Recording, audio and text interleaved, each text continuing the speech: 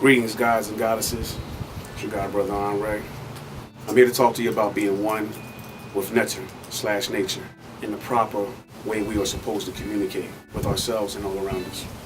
Communication was intended to be with all in creation, as everything relates to and is connected to each other, all part of one big ecosystem called the universe. On a smaller scale, the planet Earth itself, its atmosphere, and all of its inhabitants are directly connected, correlated, and affect each other in some way, shape, form, or fashion. Our energies are constantly crossing each other's and therefore communicating to each other to maintain a complete system of balance, order, and harmony. There was a time when we were so attuned with our spiritual selves that we were able to communicate with each other telepathically. We didn't need to use words or move our mouth and open our mouth to make sounds. We talked to each other telepathically through mind waves, vibration, energy. With the same higher level of language and communication, we were also able to communicate with the internal energy and consciousness of all animals and plant life, such as trees, etc., around us.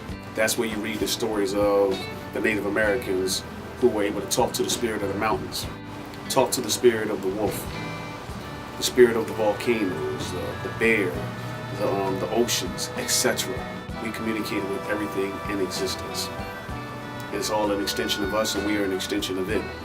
That philosophy and reality and culture all stem from ancient African kings, queens, pharaohs, tribesmen, and tribeswomen, who were seen all over pyramid walls and structures and monuments all throughout the Dark Continent, in their documents, lounging with panthers, walking with lions, standing with cheetahs, relaxing with elephants around us and stuff like that.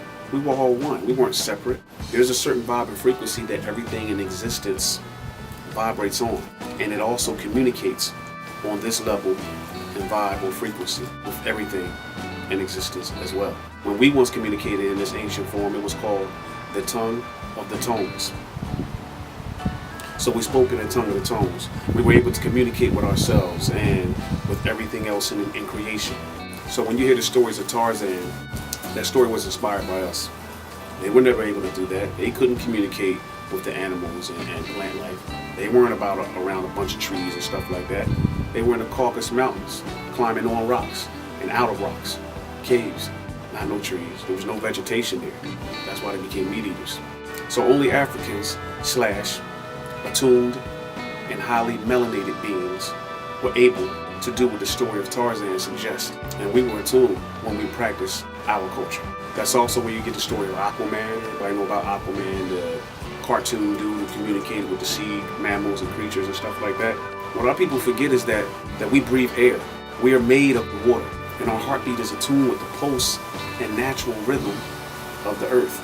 So knowing that our earthly bodies that house our soul in this realm of existence is made up of 3/4 of water, as is the earth that we live on, how could we not be able to communicate with those life forms that also exist here and that are attuned with nature as well, on both land and sea?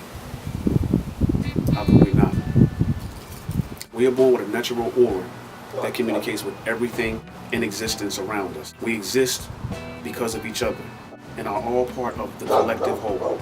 We lose that natural vibrational language as we get older and go further away from our culture, yet growing closer and learning more of the ways of the savage. But once you get back attuned with nature and you learn to exist on a vibrational frequency that's attuned with nature as you were intended, you are now attuned with everything in existence. So take walks in the parks, bask in the sun rays, spend time in your natural habitat, which is nature. Feel the song that everything in existence has. Listen to it, enjoy it, become one with it, and you will become more powerful as it was intended to be, from you drawing strength from the collective energies of everything around you, as they collect strength from the collective energy of you when you're around them.